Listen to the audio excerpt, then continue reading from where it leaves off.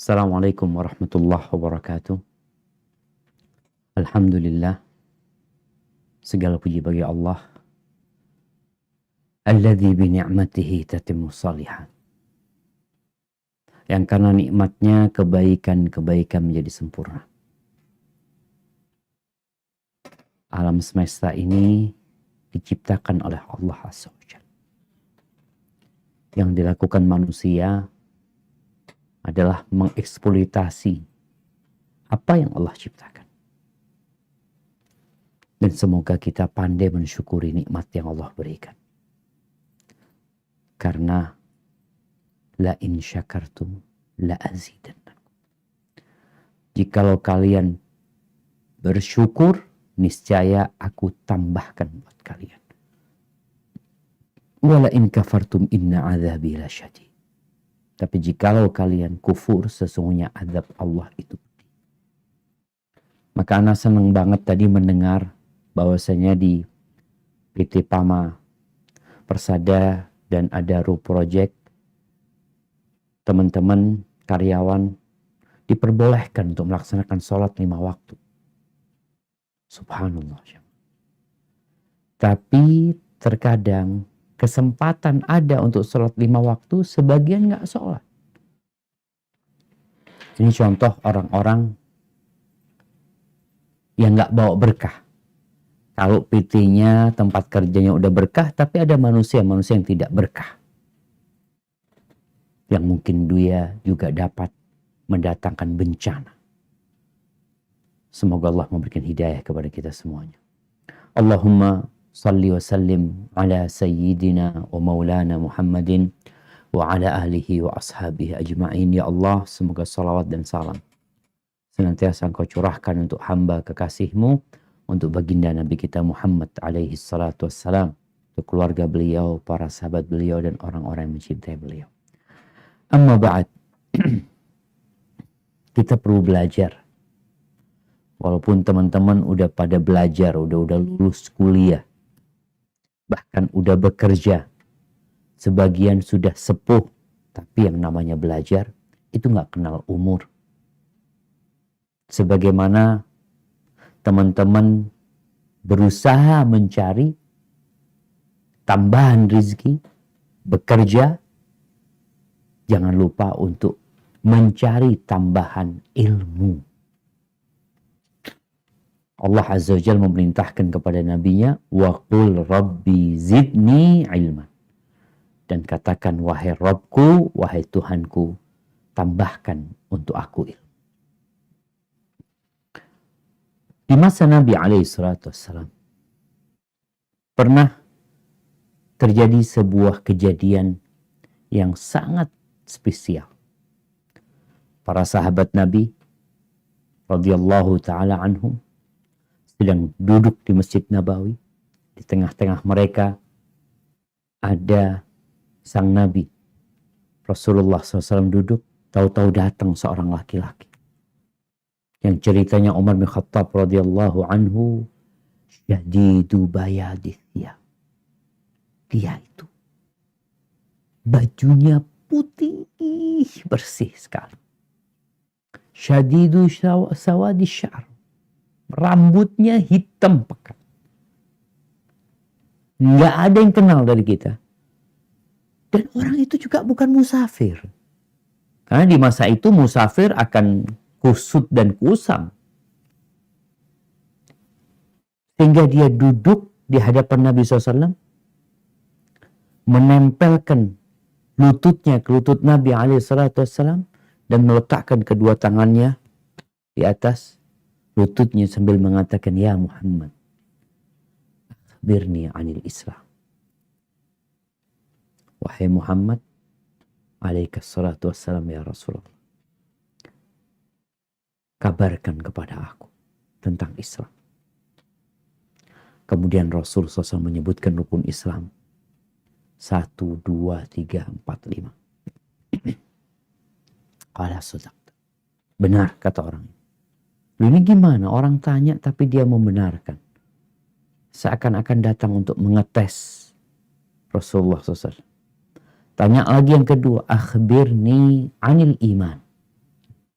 kabarkan kepada aku tentang keimanan. Apa tuh iman?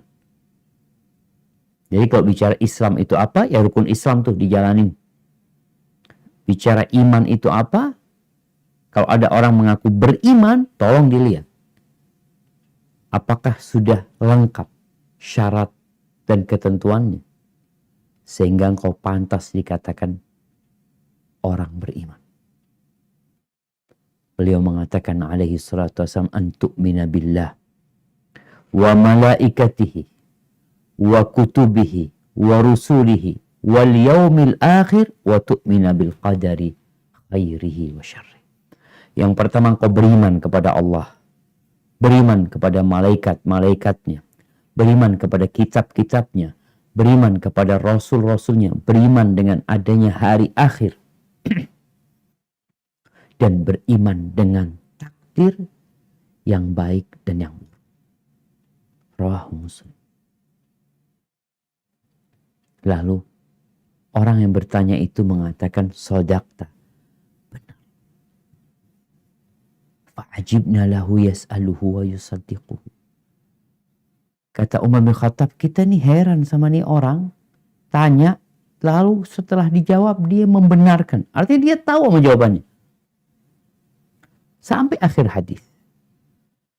Kemudian keesokan harinya atau setelah beberapa waktu, Rasulullah SAW menjelaskan bahwa orang yang datang itu hadza Jibril.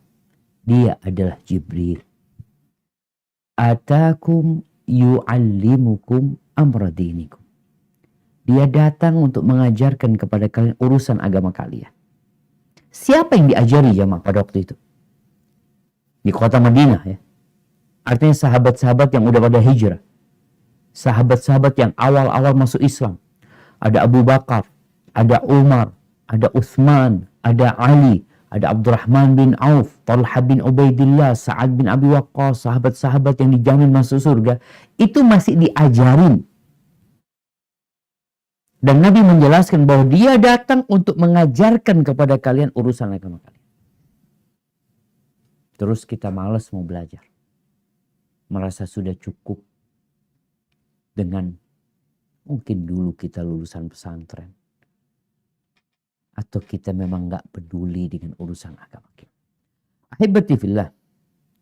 Salah satu rukun iman adalah beriman dengan takdir Allah Azza wa Jalla.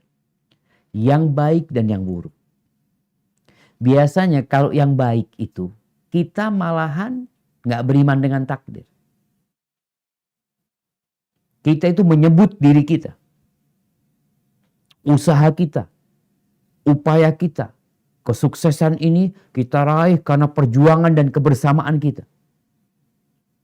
Di mana takdir Allah Azza wa Jalla? Sebagian lupa. Kalau susah baru ngomong takdir. Ya sudah ketentuan Allah. Semuanya sudah tertulis di Lauhul Mahfuz. Emangnya yang tertulis di Lauhul Mahfuz itu bencana-bencana doang? Antum di PHK, oh itu tertulis di Lauhul Mahfuz. Dan antum diterima bekerja di PT Persada. Bukankah juga ditentukan? Naam. Ahibati fillah. Entah kenapa kita mengangkat tema hari ini tentang semuanya tertulis di Lauhul Mahfuz. Beberapa hari yang lalu dan sampai hari ini kita tahu menanjaknya kasus COVID-19. Bahkan kita mungkin kehilangan orang-orang yang kita cintai. Atau kita sedang menanti entah apa yang akan terjadi dengan orang-orang yang kita cintai yang sedang dirawat karena COVID-19. Atau sebagian tidak tahu apakah dia diterima di fakultas yang dia tuju atau dia ditolak. Sebagian sedang mengajukan lamaran kerja. Dan dia juga bingung, resah. Kira-kira ana diterima atau tidak. Mungkin itu yang menyebabkan kita membahas tentang semuanya tertulis di Lauhul Mahfuz. Tapi ingat, yang baik pun tertulis di Lauhul Mahfuz. Antum duduk, bekerja di Adaro, mendapatkan posisi yang nyaman, itu juga takdir yang engkau harus imani. Ada 4 tingkatan beriman dengan takdir supaya kita mudah memahaminya. Yang pertama adalah tentang ilmu. Yakni kita beriman bahwa Allah Azza wa Jalla mengetahui segala sesuatu yang telah terjadi dan yang akan terjadi dan bagaimana kejadiannya. Allah tahu secara global berapa jumlah manusia yang ada di muka bumi ini. Allah tahu secara detail penyakit apa saja yang menimpa fulan. Allah tahu si fulan ini akan bertahan berapa lama di rumah sakit. Kemudian dia akan keluar. Lalu dia akan sehat beberapa hari. Kemudian dia akan mati setelah itu. Allah tahu dengan jumlah lautan yang ada. Dan Allah tahu dengan jumlah ikan-ikan yang ada di lautan. Allah tahu dengan ikan-ikan yang sedang bertelur. Dan tahu dari telur ikan itu berapa yang akan hidup, berapa yang akan mati. Dan bagaimana masa depan ikan yang hidup akan dimakan ikan hiu atau dimakan ikan-ikan yang besarnya. Allah mengetahui yang gaib, yang nyata, yang lalu, dan yang akan datang. Kita beriman. Di antara nama Allah itu Alimun. Allah tahu dengan rizki kita. Di mana rizki kita? Sebagian orang itu mengadu nasib. Berangkat ke Kalimantan. Tapi ternyata rezekinya di Jakarta. Dipindah dia ke Jakarta. Di surat Al-An'am ayat 59 Allah berfirman. Apa kata Allah Azza wa Jalla?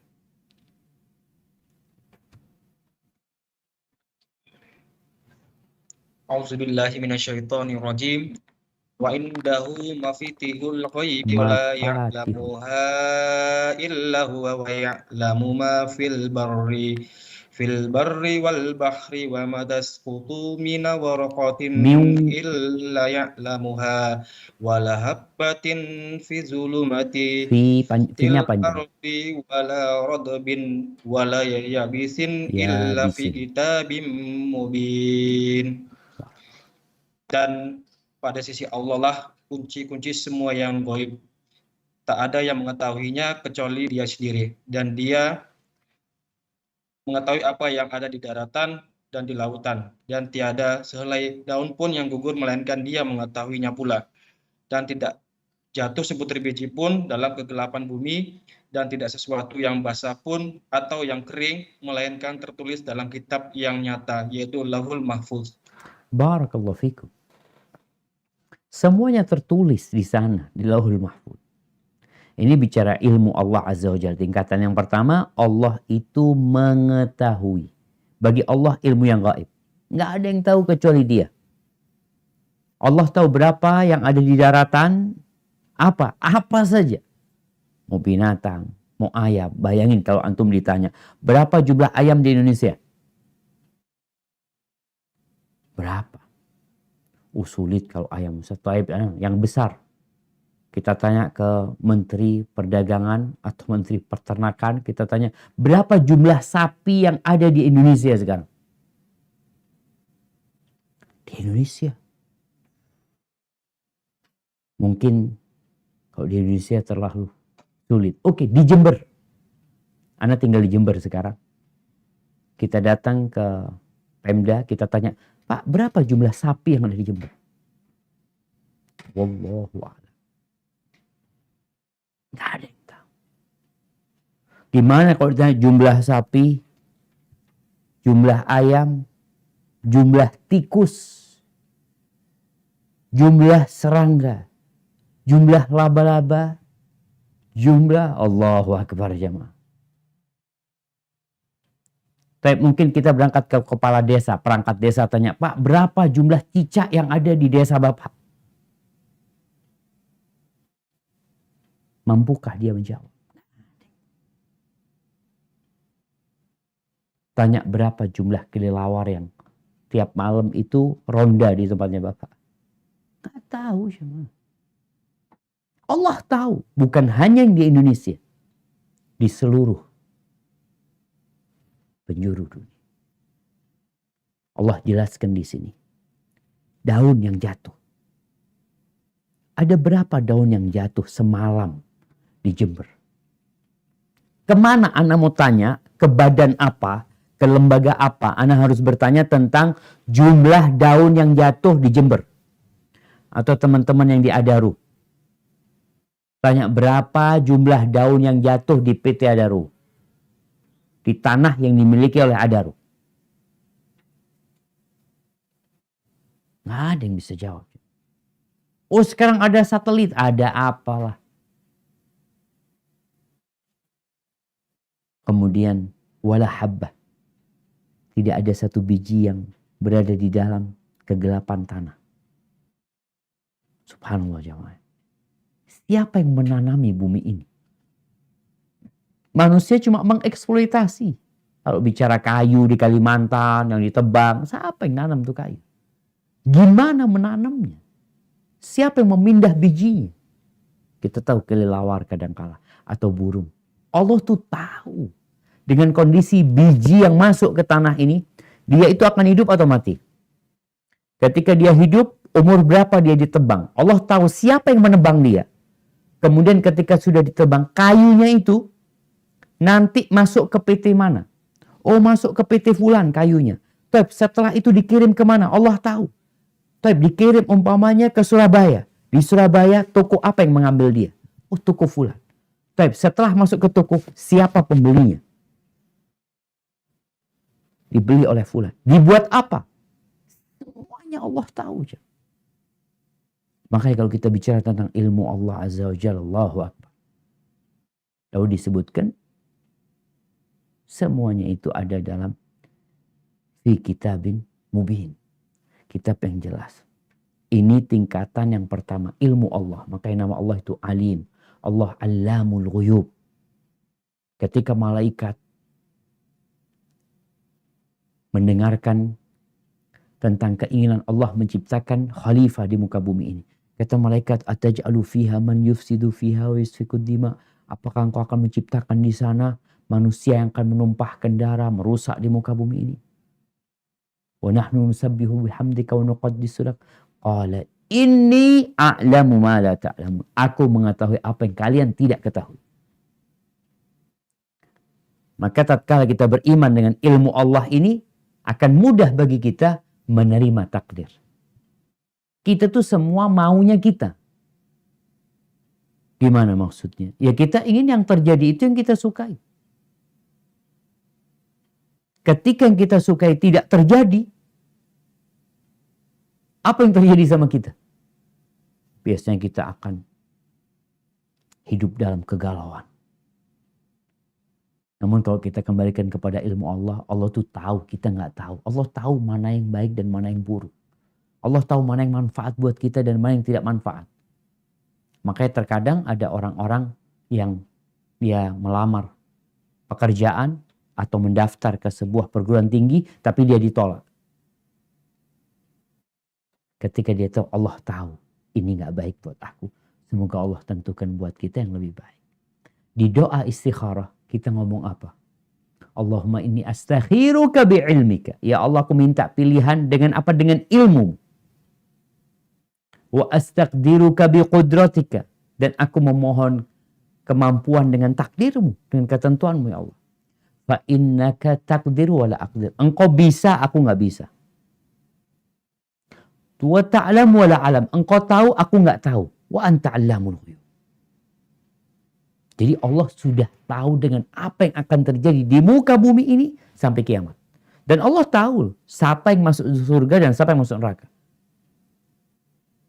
Sekarang nih kita yang ikut kajian, siapa di antara kita yang akan mati malam ini, kemudian setelah mati dia diazab di kuburnya, atau dia mendapatkan nikmat di kuburnya, Allah sudah tahu. Terus kenapa kita beramal? Ini pernah ditanyakan kepada Nabi SAW. Fafimal amal. Ada apa kita beramal? Ya, tugas kalian beramal. Sudah, laksanakan tugas kalian. Semua akan dimudahkan sesuai dengan catatan. Yang kedua, penulisan. Ilmu yang Allah Azza wa Jal miliki itu kemudian ditumpahkan dalam catatan. Ini catatan di dalam Lauhul Mahfuz. Lauh itu artinya jamaah papan. Papan yang lebar seperti itu. Yang biasanya terbuat dari kayu. Makanya papan itu dulu anak-anak ketika nulis ada papan kecil biasanya. Disebut lauh juga seperti itu. Tapi Lauhul Mahfuz adalah papan yang besar yang hanya Allah yang mengetahuinya dan yang terjaga. Allah Azza wa Jalla berfirman di surat Yasin ayat 12. Apa kata Allah Azza wa Jalla? Naam, tafadhal. A'udzubillahi minasyaitonirrajim. Inna nahnu nuhyil mauta wa naktubu ma qaddamu wa atharuhum wa kulla syai'in ahsaynahu fi imamin mubin. Sesungguhnya kami menghidupkan orang-orang mati dan kami menuliskan apa yang telah mereka kerjakan dan bekas-bekas yang mereka tinggalkan. Dan segala sesuatu kami kumpulkan dalam kitab induk yang nyata, yaitu Lauhul Mahfuz. Naam. Wa kulla syai'in ahsaynahu fi imam. Semuanya ada di sana. Tugas kita apa? Beriman nih. Rasulullah Sallallahu Alaihi Wasallam bersabda dalam hadis yang diriwayatkan Abu Dawud, Inna awwala ma khalaqallah al-qalam. Awal yang Allah ciptakan itu pena. Kemudian Allah mengatakan kepada pena itu, uktub. Tulislah. Qala Rabbi wa madza aktub. Pena itu bertanya, wahai Rabbku, apa yang harus aku tulis? Uktub maqadira kulli syai'in hatta taqumas sa'a.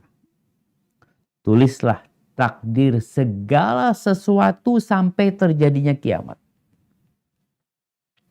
Semua sudah ditulis. Sampai hari kiamat. Nah. Kemudian pena ini menulis di atas lauh tadi itu. Ditulis.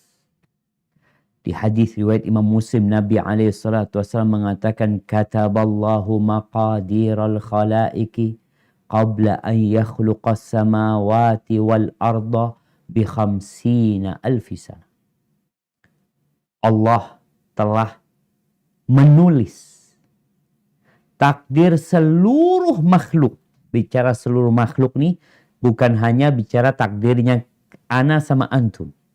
Manusia, bukan. Al-khalaiq. Takdirnya burung. Nah, takdirnya gunung. Kita tahu Gunung Merapi mulai batuk-batuk lagi. Udah Allah tulis, udah ditulis. Maqadir al-khalaiq. COVID-19. Virus yang ada. Yang mungkin sebagian mengatakan, oh itu konspirasi atau apa. Apapun yang terjadi, yang jelas Allah sudah tetapkan bahwa tahun 2019 akan menjadi awal pandemi. Udah ditulis. Kapan? Sebelum diciptakannya langit dan bumi 50.000 tahun. Bi khamsina alfi sana.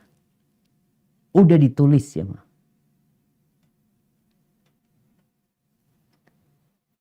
Kenapa kita kok perlu belajar ini? Agar engkau tenang hidupnya. Ini bicara rukun iman. Semua sudah ditulis di Lauhul Mahfuz. Allah Azza wa Jalla berfirman di surat Al-Hadid. Ayat 22-23. Di surat Al-Hadid ayat 22-23. Ini bicara tentang musibah kalau kita lihat. Nah, tafadhal. A'udzubillahi minasyaitonirrajim.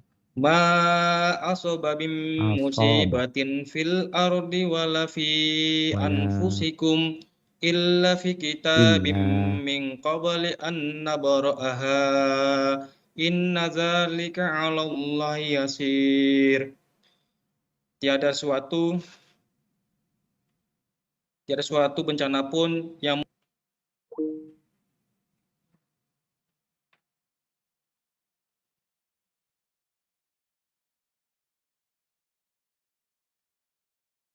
kita putus. Hah?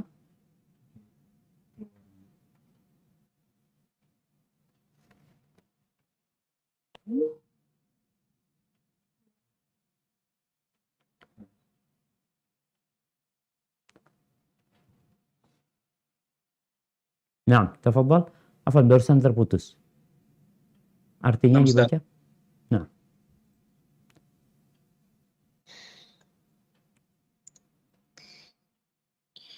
Baik, tiada suatu bencana pun yang menimpa di bumi dan tidak pula pada dirimu sendiri, melainkan telah tertulis dalam kitab Lauhul Mahfuz sebelum kami menciptakannya. Sesungguhnya yang demikian itu adalah mudah bagi Allah. Likai la ta'sau ala ma fatakum wa la tafrahu bima atakum wallahu la yuhibbu kulla mukhtalin fakhur. Kami jelaskan yang demikian itu supaya kamu jangan berduka cita terhadap apa yang luput dari kamu, dan supaya kamu jangan terlalu gembira terhadap apa yang diberikannya kepadamu. Dan Allah tidak menyukai setiap orang yang sombong melainkan membanggakan diri. Barakallahu fikum.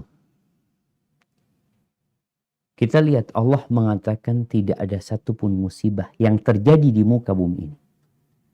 Jadi bicara musibah, ada musibah alam, bencana alam kata orang.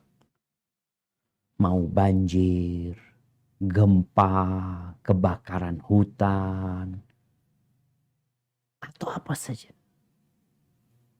Wala fi anfusikum, atau musibah pribadi yang menimpa kalian. Melainkan semuanya itu berada dalam kitab, dalam Lauhul Mahfuz. Sebelum Allah menciptakan kejadiannya ini, udah ada tulisannya. Itu mudah sekali bagi Allah Azza wa Jalla.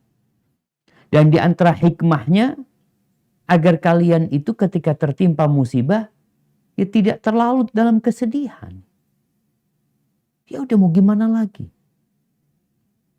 Ketika dapat nikmat, tidak terlalu gembira. Kenapa? Itu udah takdir Allah loh. Allah udah nyatet hal itu buat engkau. Sehingga manusia tidak bereforia ya. Ya kadangkala dia menang dalam sebuah pertandingan. Itu udah ditulis sama Allah Azza wa Jalla. Dia kalah, udah ditulis juga. Ini tingkatan yang kedua, bicara Lauhul Mahfuz. Semua sudah ditulis di Lauhul Mahfuz. Ada pencatatan takdir itu ketika manusia di perut ibundanya. Ketika umur 120 hari, diutus malaikat untuk mencatat. Catatan malaikat ini sebenarnya nukilan dari yang di Lauhul Mahfuz. Tapi berkaitan dengan perorangan. Jadi subhanallah ya, betapa detailnya Allah mengurusin alam semesta ini. Setiap manusia itu punya buku sendiri. Ada buku induk, ada buku tiap orang. Yang itu sudah dicatat ketika dia berumur 120 hari. Apa yang dicatat di sana? Semuanya. Berkaitan dengan ajal dia, berkaitan dengan rizki dia, berkaitan dengan apakah dia masuk surga atau masuk neraka. Dia sengsara atau gembira. Tingkatan yang ketiga yaitu iradah atau masyiah. Kita kadangkala kalau janji, ntar malam ya ketemu ya, insya Allah. Ketika melihat sesuatu yang menakjubkan, oh Masya Allah. Ini kehendak Allah Azza wa Jalla. Allah yang berkehendak. bahwasanya semua yang terjadi di muka bumi ini atau di langit itu sesuai dengan keinginan dan kehendak Allah Azza wa Jalla. Dan kalau kita merenungkan kehendak dan keinginan Allah ini berputar di antara rahmat dan hikmah. Nggak ada kezaliman. Artinya nggak ada Allah berkehendak menzalimi manusia, nggak ada. Yang ada imma di situ ada rahmat Allah Azza wa Jalla atau ada hikmah. Kalau bicara karunia, ya Allah kita bersyukur rahmat Allah Azza wa Jalla. Mungkin kalau kita bicara musibah, ada hikmah loh di sana. Makanya terkadang kita pulang dari masjid, sholat Jumat, motornya hilang. Kita kadang lebih bingung, ya Allah kok punya anak yang hilang ya, yang sebelahnya nggak hilang. Kok punya anak yang hilang? Kadang kala terjadi pengurangan tenaga kerja. Dari 1000 dikurangin 100, tinggal 900. Yang 100 ini tanya, kok bisa anak yang di PHK? Kok bukan mereka yang di PHK? Kalau kita melihat kepada kehendak Allah Azza wa Jalla, kehendak Allah itu berputar di antara rahmat, kasih sayang Allah, atau hikmah, kebijakan dari Allah Azza wa Jalla. Syariat yang Allah tetapkan. Seperti disyariatkan jihad. Allah mengatakan kutiba alaikumul qital. Diwajibkan atas kalian berperang. Wa huwa kurhul lakum. Dan itu satu hal yang kalian tidak sukai. Kenapa? Orang kalau perang berpikir mungkin dia akan terluka, dia akan kehilangan keluarganya, dia akan pulang cacat, mungkin ada banyak pikiran dia. Lalu Allah mengatakan, wa asa antakrahu syai'an wa huwa khairul lakum. Bisa jadi yang kalian benci itu baik buat kalian. Wa asa an tuhibbu syai'an wa huwa syarrul lakum. Dan sebaliknya bisa jadi yang kalian sukai itu buruk buat kalian. Wallahu ya'lamu antum la ta'lamun. Allah mengetahui, kalian tidak mengetahui. Jadi ya habibti fillah, berkaitan dengan yang ketiga, tingkatan ketiga ini, kehendak Allah Azza wa Jalla. Makanya dulu sering kita mendapatkan orang mengatakan, Ustadz kita cuma berencana. Ana punya rencana, antum punya rencana. Yang terjadi itu kehendak Allah Azza wa Jalla. Sebagian kepingin kerja di Jakarta, ana gak kepingin keluar dari Jakarta. Ditaruh di hutan belantara. Itu kehendak siapa? Allah Azza wa Jalla. Terkadang nih, orang tua sudah sepuh, sudah umur 80 tahun. Dia punya anak umur 50 tahun. Dalam benak orang tua, maunya biar dia yang mati duluan. Ternyata anaknya mati duluan sebelum bapaknya. Siapa yang berkehendak ini? Allah Jalla Jalla. Dan Allah berfirman di surat Al-Anbiya ayat 23. Apa kata Allah Azza wa Jalla? Auzubillahi minasyaitonirrajim.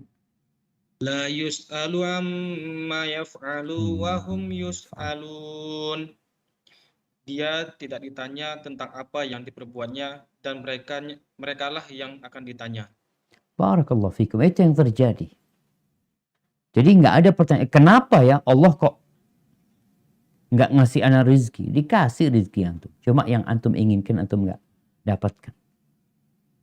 Kenapa kok fulan yang kena COVID-19? Kok bukan fulan? Fulan ini orang baik. Kok dia yang kena, fulan yang jahat nggak kena? La yus'alu amma yaf'al. Allah tuh nggak ditanya tentang kenapa dia melakukan itu. Yang ditanya kita, kenapa kita melakukan? Anak kadang-kala kalau baca sejarah ya, melihat jahatnya Abu Lahab, jahatnya Abu Jahal, bagaimana keduanya memerangi dakwah ini. Dalam bayangan anak, kenapa kok nggak dimatikan aja dari awal sama Allah Azza wa Jalla? Allah tuh nggak ditanya kenapa Allah melakukan. Kenapa kok disuruh puasa gitu Ustaz?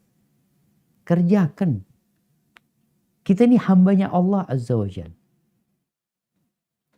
Subhanallah, kadangkala kita tuh lebih taat dengan perintah perusahaan kita, PT kita, daripada perintah Allah Azza wa Jalla. Kita kalau disuruh sama perusahaan, antum berangkat ke sana ya, nggak tanya kenapa kok anak kok bukan fulan. Terus kenapa kalau Allah yang memberikan kepada kita tugas, kita bertanya. Ini tingkatan yang ketiga. Tingkatan yang keempat adalah al-khalaq, penciptaan. Bahwasanya Allah yang menciptakan segala sesuatu. Awalnya ilmu, Allah mengetahui bahwa fulan ketika umur sekian akan menikah. Lalu dia akan punya anak. Namanya fulan, fulan, fulan, dan fulana. Allah ciptakan. Semua yang kita lihat adalah ciptaan Allah Azza wa Jalla. Wallahu khalaqakum wa ma ta'malun. Allahu khaliqu kulli syai'. Allah itu pencipta segala sesuatu. Wa huwa ala kulli syai'in wakil. Dan Allah itu maha memelihara dengan segala sesuatu. Jadi, kalau Allah tidak ciptakan, maka tidak akan terjadi.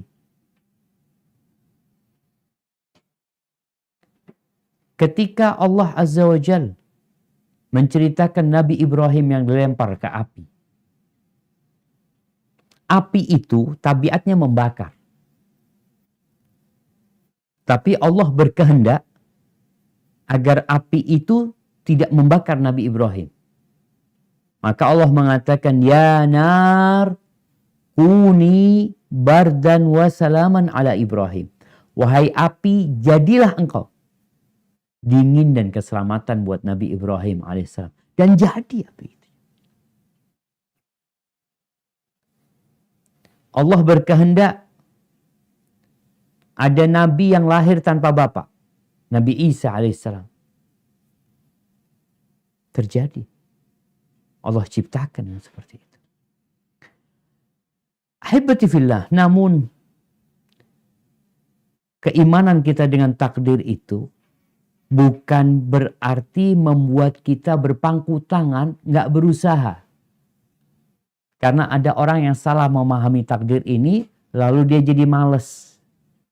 Bahkan ada salah satu tokoh liberal di Indonesia yang mengatakan bahwa kemunduran umat Islam itu disebabkan ada rukun iman yang keenam, itu beriman dengan takdir. Na'udzubillah min dzalik. Beriman dengan takdir tidak membuat seorang muslim jadi pemalas.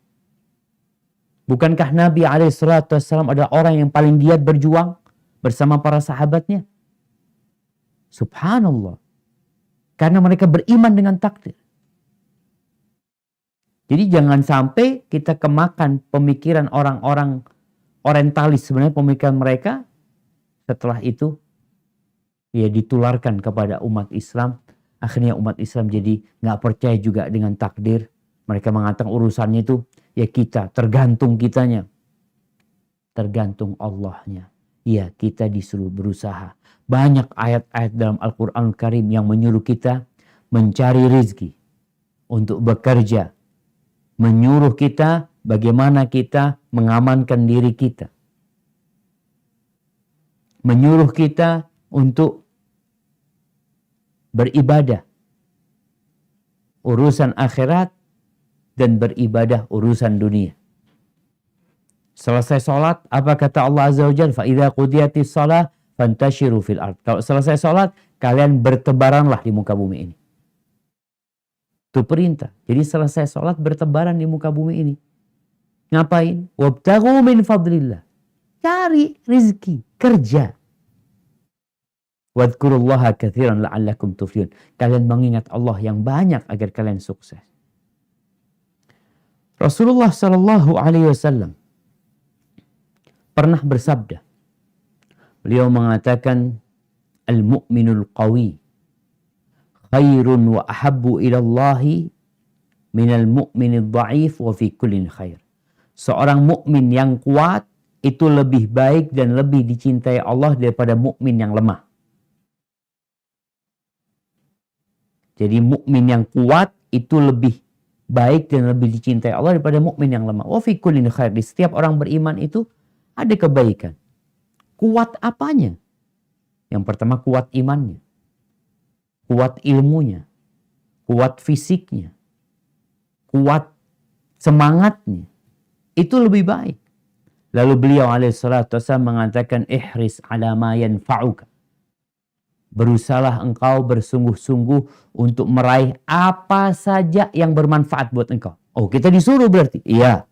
Untuk meraih yang bermanfaat. Nah, loh Ustaz, kan udah ditulis. Emangnya engkau tahu dengan apa yang ditulis di sana? Nggak tahu. Emangnya ditulis di sana engkau miskin? Emangnya engkau tahu bahwasanya engkau akan buka toko dan sampai nanti sore nggak ada yang beli di toko? Emangnya tahu? Nggak ada yang tahu. Terus tugas kita beramal. Ihris ala ma yanfa'uk. Bersemangatlah, sungguh-sungguhlah untuk meraih apa saja yang bermanfaat buat engkau. Jangan disia-siakan. Wasta'in billah. Tapi jangan lupa minta tolong sama Allah Azza wa Jalla. Jangan berusaha mengandalkan akal dan otot doang. Minta tolong sama Allah agar dimudahkan. Karena kita bicara dengan takdir. Setelah ilmu, ada penulisan, ada kehendak. Bagaimana kita memohon kepada Allah agar Allah berkehendak, kita mendapatkan kemudahan. Wala ta'jaz. Dan jangan jadi orang yang lemah. Ada orang yang lemah. Lemes.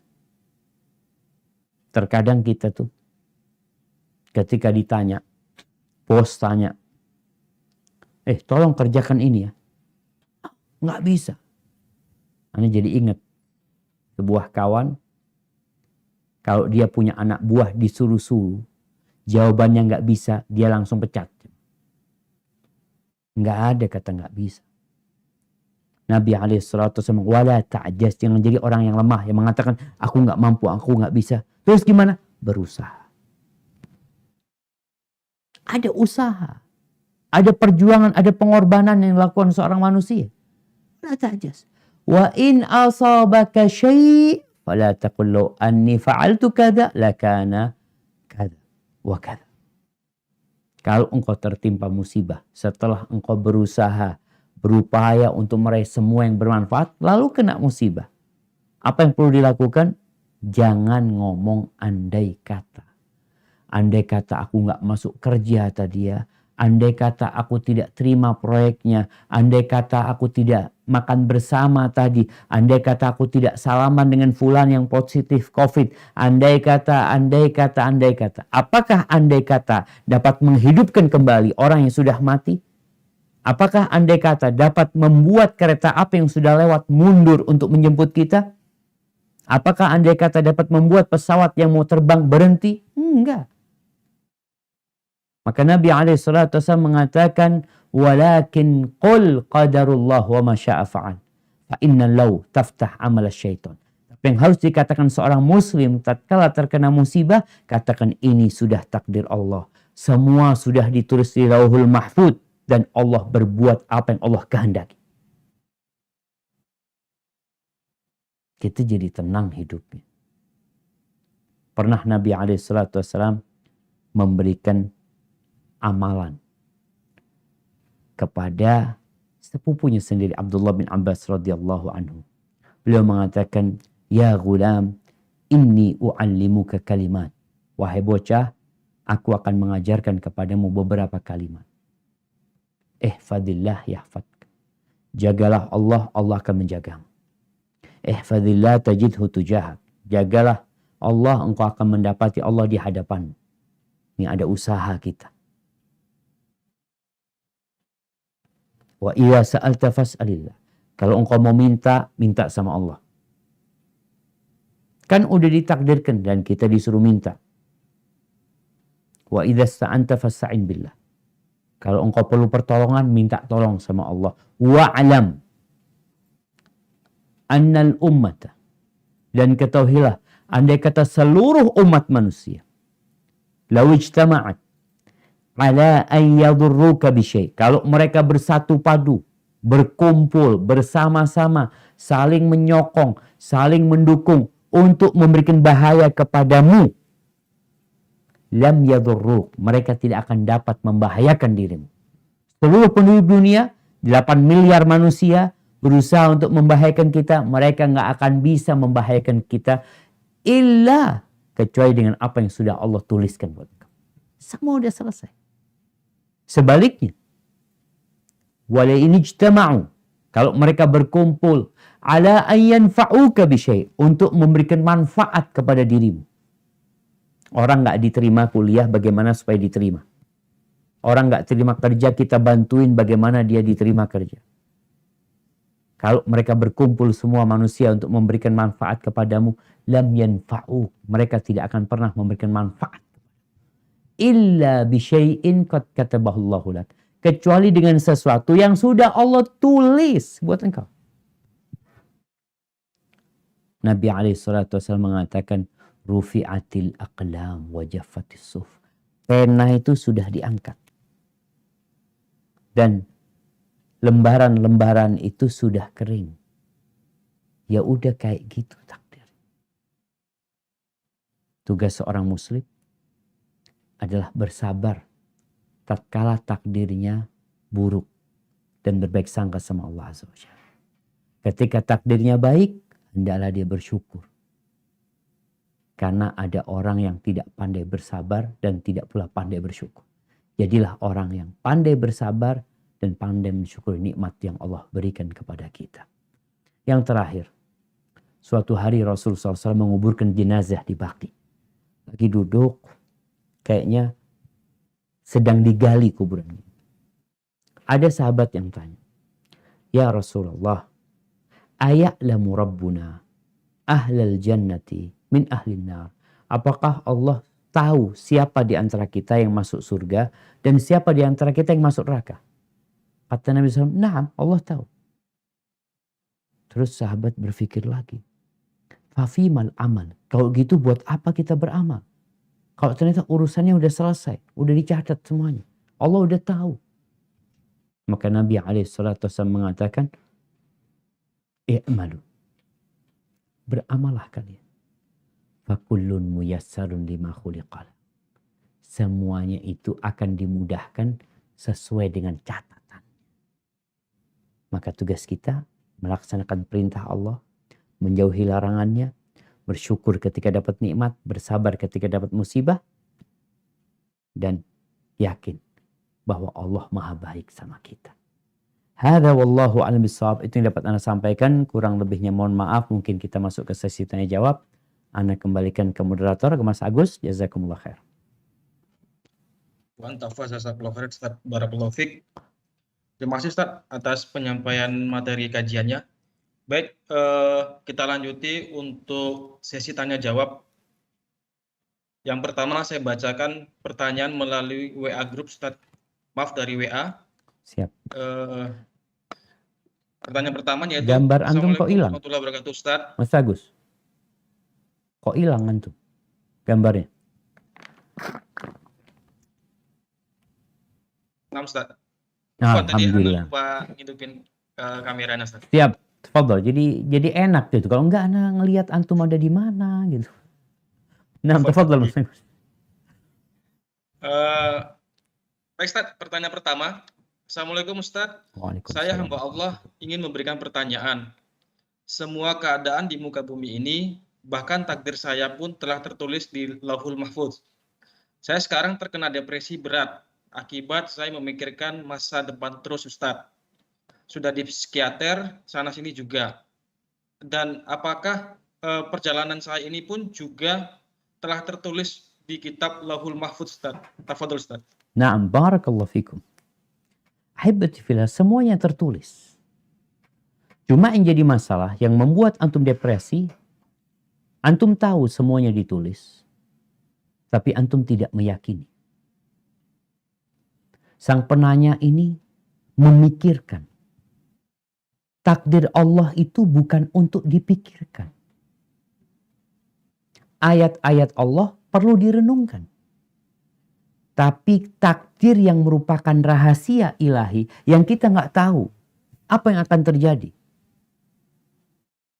Maka tugas kita mengimani dan kita menjalankan tugas kita hari ini. Jadi kalau ada tadi dikatakan apakah perjalanan hidup ana ini juga takdir? Naam, tapi bukan berarti kita itu menyerah. Takdir itu ketahuannya kapan? Kalau sudah terjadi. Kalau semua orang itu menyerah, kayaknya takdirnya ana miskin memang ya. Kayaknya takdirnya ana memang nggak naik kelas. Kapan kita tahu antum nggak naik kelas? Ketika sudah nggak naik kelas. Tapi apa kemudian antum mengatakan ya sudah ana nggak mau sekolah karena memang takdirnya ana nggak naik kelas? Antum kan nggak tahu sampai ada pengumuman naik atau tidak. Kalau dikatakan tadi sampai berangkat ke psikiater, kemana-mana, penyakitnya itu di diri kita.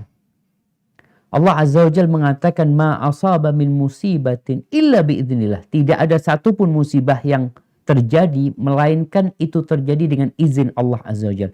Wa man yu'min billahi yahdi qalbah. Barang siapa yang beriman kepada Allah, Allah akan kasih petunjuk kepada hatinya. Dia beriman kalau ini udah ketentuan Allah Azza wa Jalla. Nih, kalau orang mikir nanti anak gimana ya, nanti anak gimana. Mama ini seorang ibu, dia mikirin anak-anak ini mau berangkat sekolah. Gimana kalau nanti ketabrak dia di jalan? Bagaimana kalau nanti dia nyebrang gak tolah-toleh? Bagaimana kalau dia nanti jatuh di sungai? Bagaimana? Tugasmu laksanakan perintah Allah. Ketika terjadi musibah, katakan qadarullah. Kita berusaha untuk meraih semua yang bermanfaat buat kita. Dan jangan jadi orang yang lemah. Tadi duduk mikirin, ini orang yang lemah, dilarang sama Nabi SAW. Lu Ustaz kan sudah ditakdirkan. Ustaz. Kapan taunya takdir? Setelah terjadi. Dan orang itu berusaha untuk jadi lebih baik ya. Orang miskin kayak sekarang teman-teman yang bekerja di Adaro, mungkin ada yang di bagian tidak terlalu bagus. Apakah dia mau di sana terus dengan mengatakan ya udah takdirnya Allah di sini? Iya. Tapi kok nggak mau lebih baik? Ya kepingin Ustaz ya berusaha. Loh emangnya bisa? Bisa kan kita disuruh berusaha. Allah kasih pilihan sama kita. Hadza wallahu alam bissawab. Barakallahu fiik Ustaz atas jawabannya. Kita masuk ke pertanyaan yang kedua Ustaz yang masuk. Di sini dari si Fulan. Ustaz izin bertanya. Saya sangat menyesal melakukan kesalahan dalam hidup atas dosa-dosa saya. Perlahan-perlahan saya tobat dan menangisi semua penyesalan dalam perbuatan dosa saya. Apakah ini sudah termasuk tertulis dan apakah saya salah berdoa, minta diwafatkan karena saya khawatir berbuat dosa atau orang lain dosa karena saya. Sekarang saya pasrah akan hidup saya. Mohon pencerahan Ustaz. Barakallahu fiik. Wa fiik wa barak. Naam jamaah rahimakumullah. Kalau bicara apakah semuanya sudah ditulis? Sudah ditulis semua.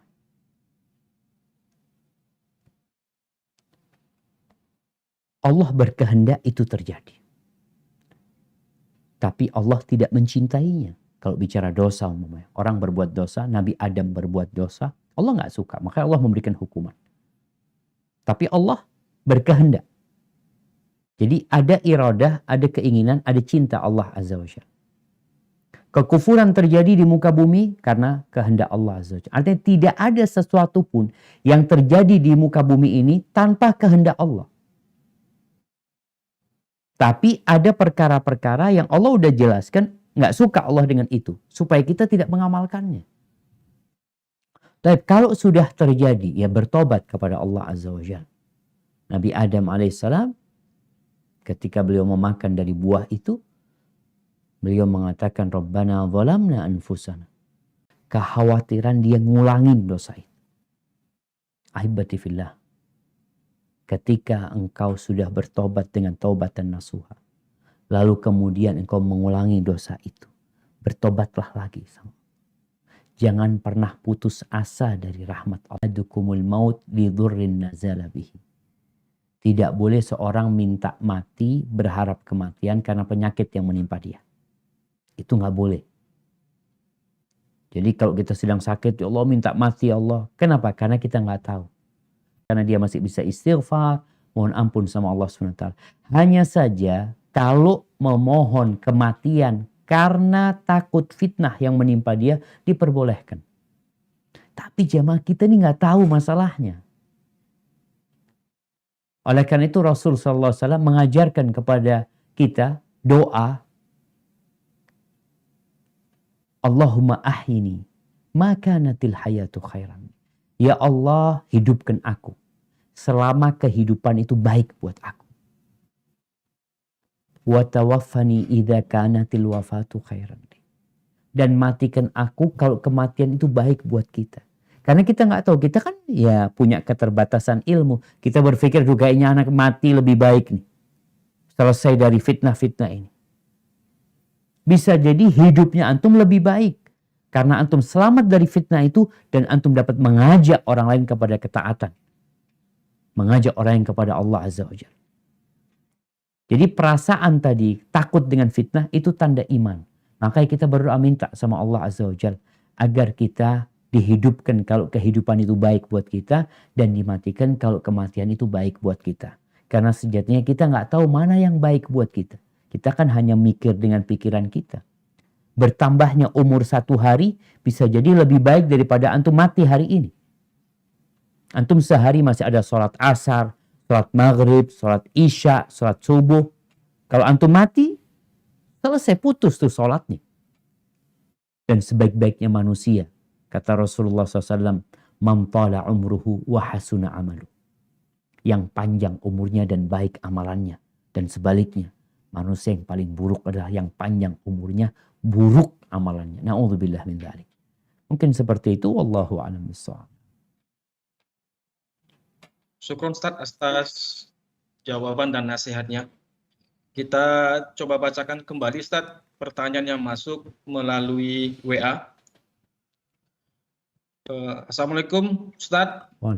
Semoga Ustaz dan seluruh tim serta umat Islam selalu dalam lindungan Allah Subhanahu wa taala. Amin. Ustaz, saya mau bertanya, bagaimana cara kita membedakan antara qadar dan takdir? Apakah itu sama atau berbeda? Tafadhol Ustaz. Nah, mungkin ini ditanyakan tentang qada dan qadar. Iya. Qada itu penciptaan. Kalau takdir itu ketentuan. Sesuatu yang sudah ditakar. Ada kadarnya. Itu takdir, mungkin diingat kalimat kadar. Sesuatu yang sudah ada ketentuan. Inna kulla syai'in khalaqnahu biqadar. Segala sesuatu Allah ciptakan itu dengan ketentuan. Penciptaannya ini namanya qada. Jadi kita beriman dengan qada dan qadar itu, yakni beriman dengan penciptaan Allah dan ketentuan Allah Azza wa Jalla. Di mana sesuatu itu sudah ada ketentuannya. Tadi kita bicara 4 tingkatan beriman dengan takdir. Yang pertama, ilmu. Yang kedua, penulisan. Yang ketiga, masyiah. Kehendak Allah Azza wa Jalla. Yang keempat, penciptaan. Penciptaan itu yang tadi. Allah menginginkan itu terjadi. Allah mengatakan kun, jadilah dia seperti. Jadi itu perbedaan antara qada dan qadar. Tapi banyak orang memaknainya satu, yakni beriman dengan takdir baik dan buruk. Tapi sebenarnya qadar itu ketentuan atau ukuran. Sedangkan qada itu penciptaannya. Hadza wallahu a'lam bishawab. Barakallahu fiik Ustaz atas jawabannya. Mungkin kita persilakan kepada peserta yang telah tergabung di Microsoft Teams. Adakah yang ingin bertanya secara langsung dengan Ustaz ataupun guru kita? Dipersilakan Bapak-bapak yang telah hadir di link Microsoft Teams-nya.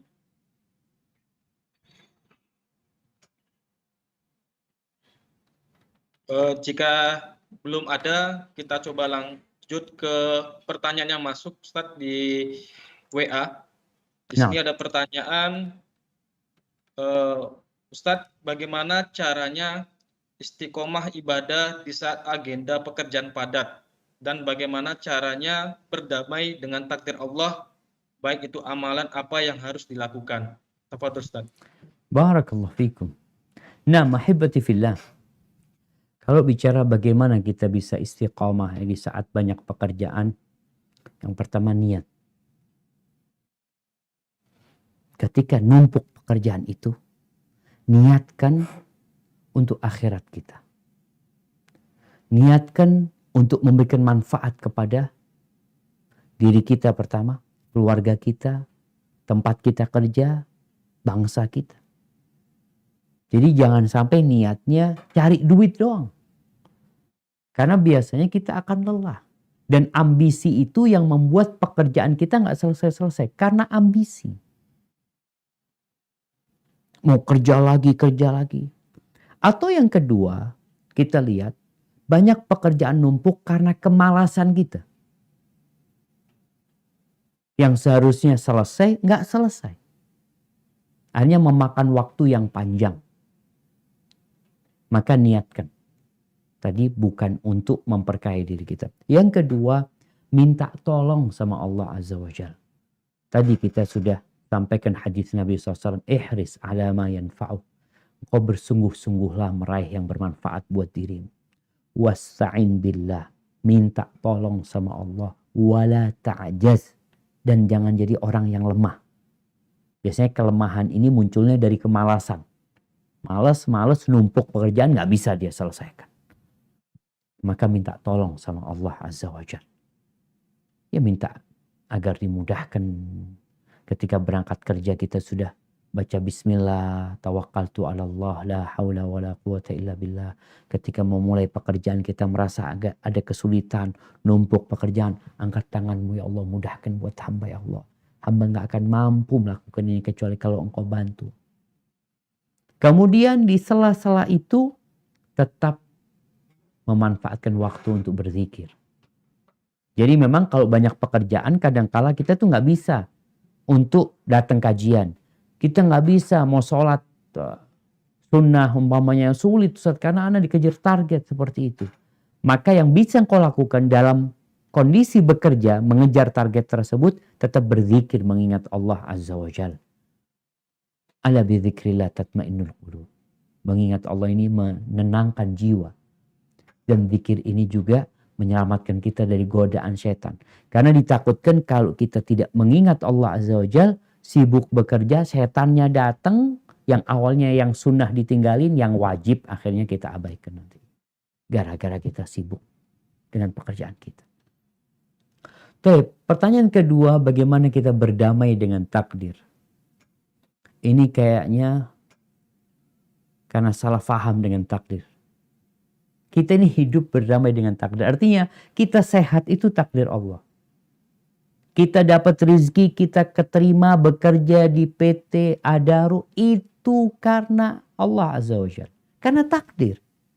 Cuma makanya dulu MUI itu menggugat seorang penyanyi yang membuat syair dalam nyanyiannya, takdir memang kejam. Takdir memang kejam. Ini suudzon sama Allah Azza wa Jalla. Takdir Allah tuh indah. Antara rahmat dan hikmah itu aja. Nggak ada yang sia-sia. Manusia berbuat sia-sia. Dia kadang-kala menghamburkan uang, bikin sesuatu yang nggak berguna. Tapi Allah Azza wa Jalla semua takdirnya indah. Cuma bagaimana kita memandangnya sebenarnya. Maka kalau bicara bagaimana kita berdamai dengan takdir, alhamdulillah kita memandang bahwasanya nikmat yang Allah berikan kepada kita jauh lebih banyak. Itu takdir Allah. Jauh lebih banyak daripada petaka yang menimpa kita. Dan pada saat Allah memberikan nikmat, takdir baik, sejatinya Allah memerintahkan kepada kita untuk bersyukur. Dan tatkala Allah mentakdirkan keburukan buat kita, sesuatu yang kita tidak sukain, kitanya nggak menyukainya sebenarnya, di balik itu ada hikmah. Agar kita lebih dekat sama Allah, agar kita lebih mengetahui hakikat kehidupan dunia ini. Kalau enggak, kita mungkin akan terus berburu dunia, nggak berhenti-berhenti. Tapi ketika dikasih takdir berupa petaka dan musibah, dia jadi berhenti. Kayak orang yang ngebut ya. Ketika tahu-tahu ada gundukan, dia rem. supaya dia nggak ngebut. Mungkin di depan ada sesuatu yang membahayakan dia sebenarnya. Ada wallahu a'lam bishawab. Syukur Ustadz atas jawabannya. Mungkin kita coba persilakan peserta yang ingin bertanya secara langsung. Yang pertama mungkin dari akun Pak Haji Harrison. Pada Pak Haji, dipersilakan. Baik, terima kasih Pak Agus. Assalamualaikum warahmatullahi wabarakatuh Pak Ustaz. Waalaikumsalam warahmatullahi Izin bertanya Pak wabarakatuh. Ustaz. Barakallahu fiik, tafadhal. Pak Ustaz, ini mengacu ke surah An-Nahl 93. Dan jika Allah menghendaki, niscaya dia menjadikan kamu satu umat saja. Tetapi dia menyesatkan siapa yang dia kehendaki dan memberi petunjuk kepada siapa yang dia kehendaki. Tetapi kamu pasti akan ditanya tentang apa yang telah kamu kerjakan. Nah, sehubungan dengan kata-kata menyesatkan siapa yang dikehendaki dan memberi petunjuk kepada siapa yang dikehendaki, hubungannya dengan takdir ini seperti apa? Terima kasih. Barakallahu fikum. Nah, ahibati fillah. Tadi kita bicara tingkatan ketiga takdir itu masyiah. Allah Azza wa Jalla mengatakan, walau sya'a, kalau Allah berkehendak, Allah akan menjadikan umat ini umat yang satu. Artinya di atas keimanan atau di atas kekufuran. Semuanya akan kufur. Ketika dibiarkan mereka umpamanya tanpa hidayah dari Allah Azza wa Jalla. Tapi Allah Azza wa Jalla, subhanallah, dia tidak menginginkan hal itu. Allah berikan petunjuk, Allah berikan penjelasan kepada manusia. Dan Allah tunjukkan, Allah utus rasul-rasulnya. Allah turunkan kitab-kitabnya. Allah berikan penjelasan kepada manusia. Dan Allah disebutkan di ayat itu menyesatkan yang Allah kehendaki dan memberikan petunjuk kepada yang Allah kehendaki. Loh, pertanyaannya, bagaimana supaya Allah berkehendak memberikan petunjuk kepada kita? Jadi, memberikan petunjuk itu hak khusus Allah Azza wa Jalla. Nabi SAW ingin pamannya masuk Islam. Ingin sekali pamannya masuk Islam. Bahkan Allah menurunkan firman-Nya tatkala pamannya mati dalam kekufuran. Setelah 10 tahun berjuang membela Rasul sallallahu alaihi wasallam, Allah Azza wa Jalla mengatakan, innaka la tahdi man ahbabta walakinna Allah yahdi man yasha wa huwa a'lamu bil muhtadin. Sesungguhnya engkau tidak akan dapat memberikan petunjuk kepada orang yang engkau cintai. Tapi Allah memberikan petunjuk kepada siapa yang Allah kehendaki. Dan Allah lebih tahu dengan siapa yang pantas mendapatkan petunjuk. Allah lebih tahu.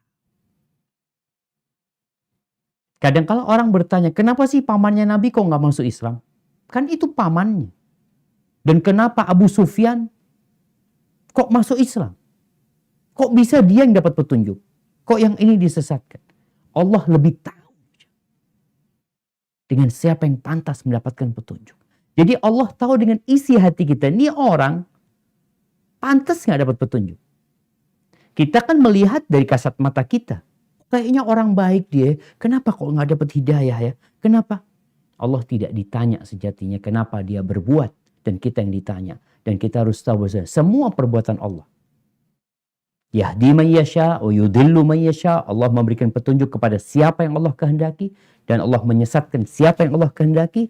Tapi ketahuilah bahwa petunjuk dan penyesatan ini pun berputar di antara rahmat dan hikmah Allah Azza wa Jalla. Mungkin seperti itu. Wallahu a'lam bishawab. Na'am.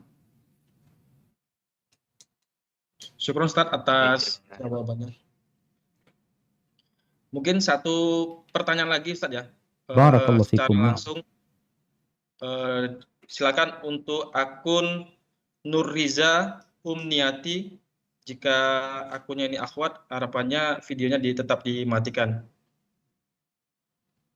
Iya, saya matikan saja nggih. Assalamualaikum warahmatullahi wabarakatuh. Izin bertanya Ustadz, Waalaikumsalam warahmatullahi wabarakatuh. ada yang pernah memberitahu saya bahwa apa yang terjadi pada kita itu sesuai dengan prasangka kita. Apakah benar seperti itu? Saya mohon penjelasannya. Jazakallah khairan Ustadz. Masya Allah, barakallahu fikum. Naam jamaah rahimakumullah. Berkaitan dengan sebuah hadis qudsi yang bunyinya insyaallah ana inda dhanni abdi bi. Aku tuh tergantung prasangka hambaku kepada aku. Falyadhunna bi ma syaa. Dalam riwayat lain dikatakan terserah dia. Hendaklah dia berprasangka kepadaku semau dia. Jadi kalau bicara tergantung prasangka kita, kita diperintahkan berprasangka baik sama Allah. Kalau orang itu prasangkanya buruk ya akhirnya itu yang terjadi. Ini bicara perintah ya. Jadi kalau bicara takdir itu ketentuan Allah Azza wa Jalla, tapi ada perintah. Jadi ada al-amru, ada al-khalq. Ada perintah, ada penciptaan Allah Azza wa Jalla. Kita diperintahkan oleh Allah untuk berbaik sangka sama Allah Azza wa Jalla. Dan Allah mengatakan tadi dalam hadits qudsi, tergantung prasangkamu kepada aku. Ya kita adalah berbaik sangka sama Allah. Kalau seperti berbaik sangka, insya Allah Allah mengampuni dosa anak, harapan anak Allah mengampuni. Insya Allah Allah ampuni. Tapi kalau mengatakan, kayaknya doa anak nggak dikabulkan sama Allah. Akhirnya nggak dikabulkan nanti. Kayaknya anak ini nggak bakal sembuh. Kenapa engkau nggak berbaik sangka sama Allah? Bukankah Allah Maha Pengampun? Bukankah Allah yang menyembuhkan manusia? Jadi maksudnya tadi perintah agar kita berprasangka baik sama Allah Azza wa Jalla. Hubungannya sama takdir, sekali lagi takdir itu rahasia Allah Azza wa Jalla. Kita nggak tahu. Tugas kita melaksanakan perintah. Apa yang diperintahkan kepada kita jalani. Diperintahkan kalau tadi bicara tentang hidayah. Ada orang-orang yang tatkala dikatakan, Mas, ayo ke masjid, Mas. Oh, Ustaz, belum dapat hidayah. Ustaz. Ketika diperintahkan daftar haji, engkau sudah kaya raya, engkau sudah punya mobil, punya rumah. Kenapa engkau belum berangkat haji? Belum dapat panggilan. Ada banyak alasan manusia untuk tidak melaksanakan perintah. Padahal tugas dia terhadap perintah, melaksanakan, larangan ditinggalkan. Kalau terkena musibah, dia bersabar. Maka kita berputar di sana sebenarnya, melaksanakan perintah, menjauhi larangan. Kalau terjadi sesuatu yang tidak kita sukai, kita bersabar menerima ketentuan Allah Azza wa Jalla. Hada wallahu a'lam bissawab. Barakallahu fiik Ustaz atas jawabannya. Mungkin waktulah yang akan memisahkan kita Ustaz pada kesempatan kali ini. Mohon maaf pada pertanyaan yang sudah masuk melalui WA. Begitu banyak yang belum bisa kita sampaikan ke Ustadz. Semoga pada kesempatan lainnya bisa kita sampaikan. Karena waktu yang harus kita sudahi. Ustadz, jazakallahu khair atas materinya Ustadz. Barakallahu fikum. Ahlan wa sahlan, na'am. Mungkin untuk mengakhiri pada kajian pada siang hari ini, kita akhiri dengan doa kafaratul majlis. Subhanakallahumma wa bihamdik asyhadu an la ilaha illa anta astaghfiruka wa atubu ilaik. Saya akhiri, assalamualaikum warahmatullahi wabarakatuh.